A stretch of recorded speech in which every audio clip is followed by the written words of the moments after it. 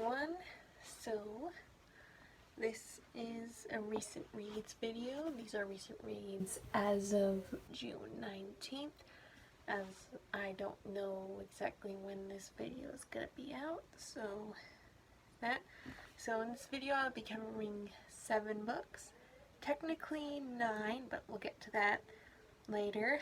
So I think I said in my first video that I wanted to do a bunch of reading vlogs, but it seems like that's not gonna be the case now. So yeah, but I think the reason why I wanted to do that is because I wanted to capture like my initial thoughts at the start of the book and then like throughout the book. So I decided to instead just film my initial thoughts for this book. So I'm gonna play those, well, or at least most of these books so I'm gonna play those before I do the review. So let's get on to the first book.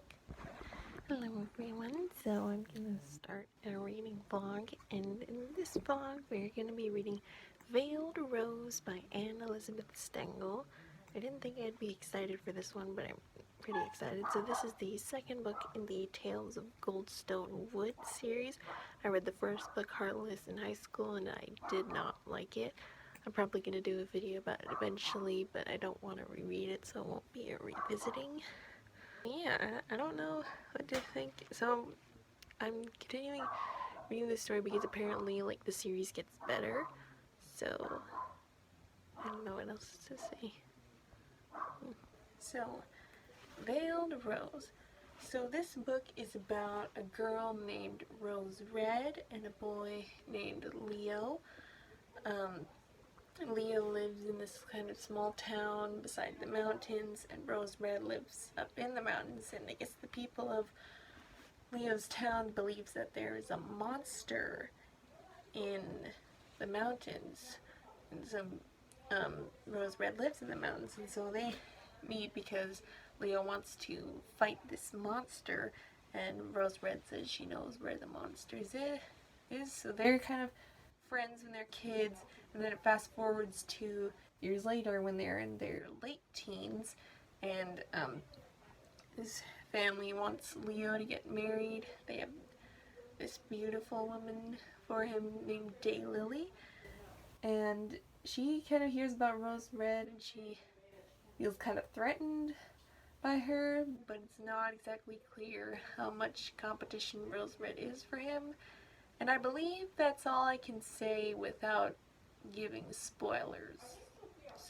So when I first started reading this book, I planned on finishing it in a week, but I didn't even get close to finishing it in a week. So I put it down because I wanted to read other books instead, and then got back to it and finished it later. So again, like I said in the video, this is the second book in the Tales of Goldstone Wood series. Here's the thing, while I didn't like Heartless, reading this book made me want to reread Heartless, especially towards the end with some connections. That being, there is a certain character that was in Heartless that is also in this book. And I saw a review for this book that said she didn't like this character in Heartless, but this book made her feel bad for him. But for me, it was kind of, reading this book just made what he did in Heartless seem worse. So, and this same review also says that the theme of Heartless is true love, while the theme of Veiled Rose is true beauty. I suppose that could be a case, but I feel like with this book, whatever message Elisabeth Stengl was trying to say, I feel like she failed in saying it because I don't know what it is. But with that being said, I don't think this is a bad book or a bad story. So the next book that I read was Out of the Silent Planet by C.S. Lewis. It is the first book in C.S. Lewis's space trilogy. So basically this book is about this guy named Ransom, and he's kind of captured by these two guys and taken to another planet, and the rest of the book is just about him interacting with the locals and stuff. So I didn't have much to say about this book in my Goodreads review, and I don't have much else to say here. So on Goodreads I gave it 3 stars because I'm pretty sure it's well written, and there were moments when it got interesting, but overall it was not for me.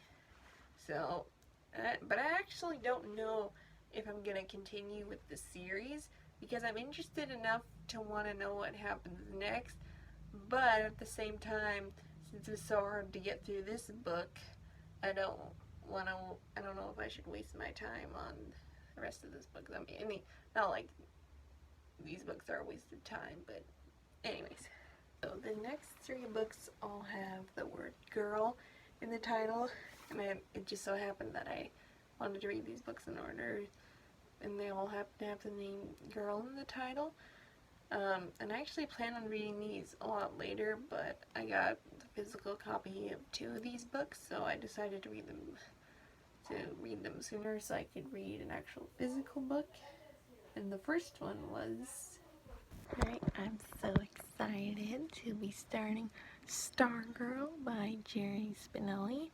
I have a funny story about this one. When I was in grade 8, we had this little, I guess, it was like a book club, and I can't remember exactly what it was called, and you were supposed to, like, pick a book in this group, and then there's different assignments that you do for each week, and no one else wanted to read the books I wanted to read, so I got stuck in the group that read The Boy in the Striped Pajamas, and this was one of the books that I wanted to read that no one else wanted to. I can't remember what the other one was, so let's crack in and see what I missed. So, this book is about a boy named Leo, and he goes to this school, I believe somewhere in Arizona, and everyone at the school is just kind of the same. They all act the same and stuff like that. But then one year, there's a new girl that comes to the school named Stargirl. She's very different. She's previously homeschooled, and she dresses different. She acts different. She has a ukulele and a pet mouse. I'm not sure if it's a mouse or a rat, but anyway, a pet rodent. And at first it's like her being different sparks positive change in the school, but then she does something that the students all start to isolate anymore. And while this is happening, Leo and Stargirl connect, and then later when they start isolating her, they're starting to distance themselves from him too, and he's kind of torn between who he wants the acceptance of more. So, I love this. So, as I said in the video, this is one of the books that I could have read for school, but it turns out, but I didn't read for school, and so for the vibes of the kind of book you have to read for school, it gave what it needed to give. I loved the writing in this book, and it drew me in. I probably could have finished this in like a day or 2, but I didn't want to do that, so I deliberately stretched out the reading throughout a week. So yeah, I do love this. The one thing I didn't really love is that there are some kind of like new agey ideas in this book, which I'm not a fan of. So, but other than that, love this. So the next book that I read was Sunlight Girl by K.L. Cottrell. So I first heard about, sorry, I should give a synopsis first. So this book is about a teenage boy named Spencer, and when you start the story, he just found, so the start of the story is him finding out that his girlfriend unalived herself. So as a result of that, he's very saddened by it, and so his family moves to another state. They were in Texas, and they moved to Arkansas, and Spencer is kind of going through it because not only is his girlfriend unalive herself, but his parents' marriage is also not in very good shape, and this new school that he's at, the kids are a bunch of snobs. But there's one girl that he meets named Emerson, and she's very different, especially compared to a lot of the kids at the school. She's very sweet, and I don't know, she's just different. And so they end up connecting, and but it turns out life isn't all sunshine and roses for her either.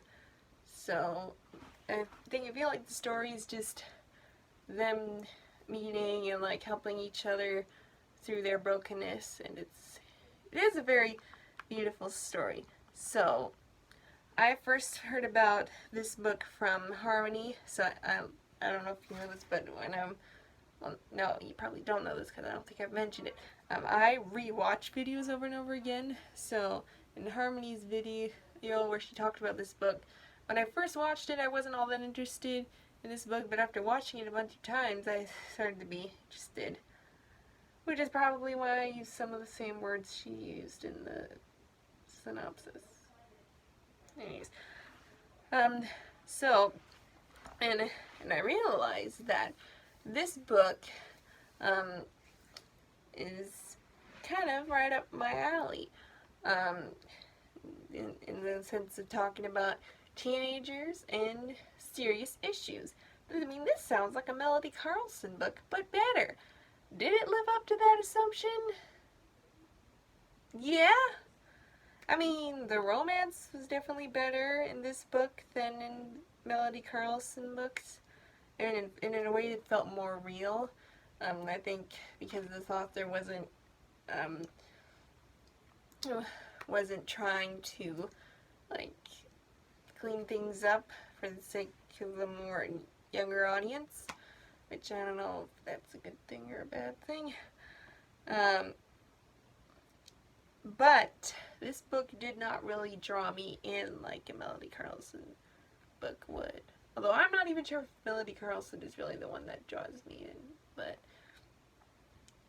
anyways, but it was weird because I liked being in the book while I was reading it, but I wouldn't want to stay there for long. If that makes sense. So, in this book, as you can probably tell if you've looked at it anywhere, it's very thick, but the thing is, this book does not have as much chapters. It's very long chapters, and I feel like, and for some of them, like, a lot of things happen in, like, one chapter, and I feel like in some cases it could have been divided into multiple chapters. Yeah, smaller chapters. This book, it was the first book that I read on my Kindle, so that was interesting, reading a Kindle book. And also, one thing you mentioned, there's a lot of songs mentioned in this book, and I'd love to make a playlist for this book using the songs that are mentioned in this book, but I didn't start highlighting the songs that were used until I got later into the book, and I don't think I'll ever reread this. So if you plan on reading this book, please make note of all the songs and please make a playlist for it. So since I watched Harmony's review of this so many times, I want to address some of the things she says in her review. Hopefully you don't mind, Harmony. So, the bullies in this book. She called the bullies in this book, quote, unrealistically horrible. And that was actually one of the reasons why I wanted to read this book, because I tend to think that at least the works that I've seen, I tend to think, from what I've seen, that bullying is portrayed unrealistically in general. So I was curious for this book to see if this was on par with what I'd already seen, or if it was worse. And it's on par with what I've already seen. In fact, I would say it's even more realistic than some of the portrayals I've seen. So, now there was one thing that happens in this book that I guess could be called unrealistically horrible. If you know, you know. Especially with what happened to Emerson as the result of it. But, yeah. And another thing I wanted to address was spiciness. So Harmony said that in terms of spiciness, there's one part that's semi-spicy, but not a full-on sex scene. Now, I couldn't tell you much about that, because every time I was reading this, every time I got the hint that something was about to be semi-spicy, I'd be like, skip, skip, skip, skip, skip. So yeah, I don't know a whole much about, but from what I did see, it seems to me like there is a sex scene. So I just want an explanation. Like what's up with that? Did they, like, never mind. So anyways, this is good, but kind of hard to get through. So I just realized I forgot to mention. So this book took me a little over 2 weeks to finish. Probably, I mean, that's probably partly on me. Like, why did I think I would finish a 600-page book in a week? But how I finished it was I started doing this challenge of, like, swapping screen time for reading for a week. So I did that challenge, and that's when I finished this book. And the rest of these books I also read, or at least started reading while doing that challenge. So, and that will be a vlog I will hopefully be posting later. So, yeah.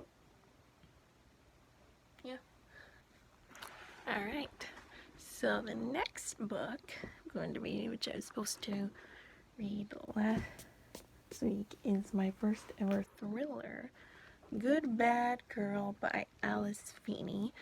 And I've heard of Alice Feeney. I know Harmony, who I follow, has read 2 of her books. She read Rock, Paper, Scissors, which was her first thriller. I also have Rock, Paper, Scissors, but I'm not planning on reading it until much later. And she also read Daisy Darker.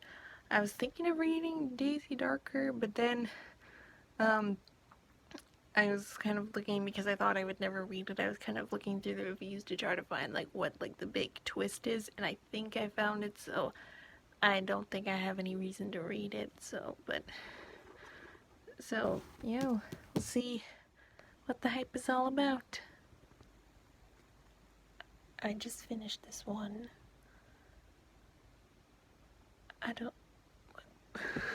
So, this one, so I'll try to give a synopsis without giving spoilers.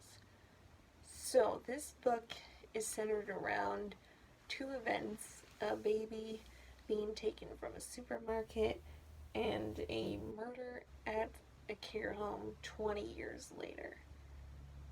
And this book follows, like, the point of views of 4 characters that are all connected, and the twist is how they are connected. So, yeah, first thriller, this was so good. There's so many, like, twists and turns. There's one twist in particular that had me like, what? So I think this book deserves 5 stars just for how well it's written and the structuring of it. So there are a lot of good quotes in this book. So much so that I was using purple tabs for the good quotes, but I ran out of them, so I started using green tabs.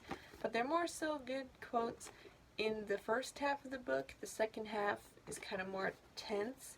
So I don't know if there are less good quotes in the second half of the book, or if I just didn't feel like tabbing them because I was wanting to know what happened next. So yeah.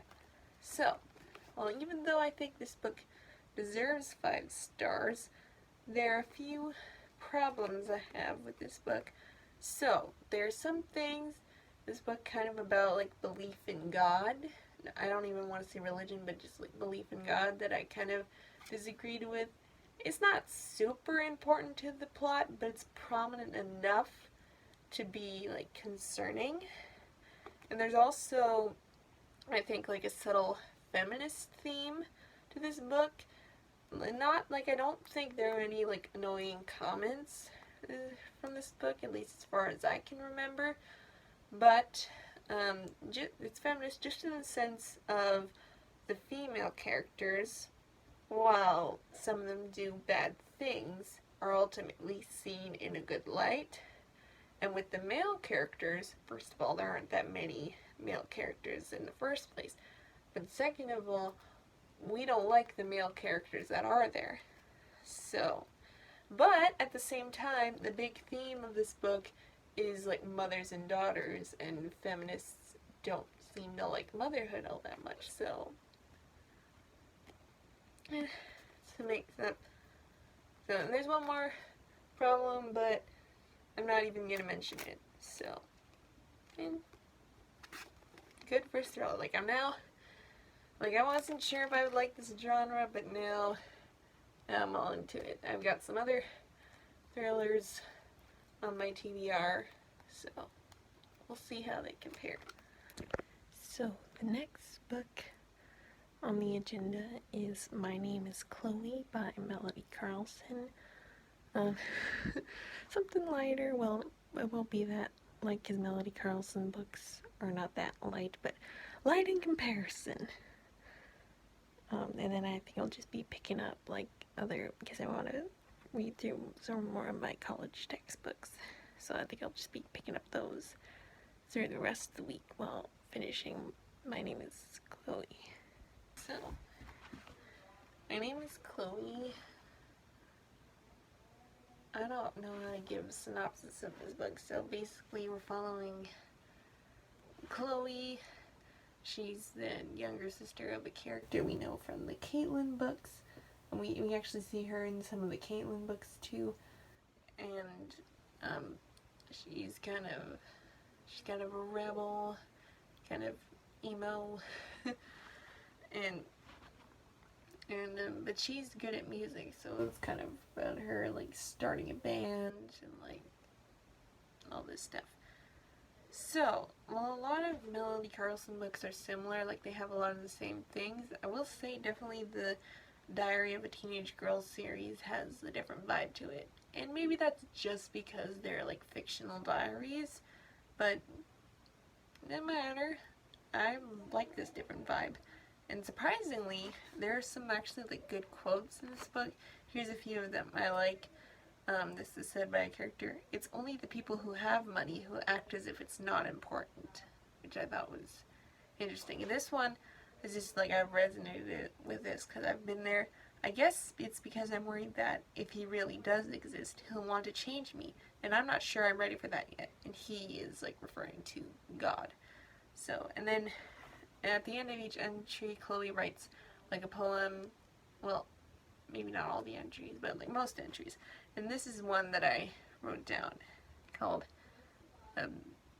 Sake Beneath. I'm not sure because translating from different things, it spelled some things wrong.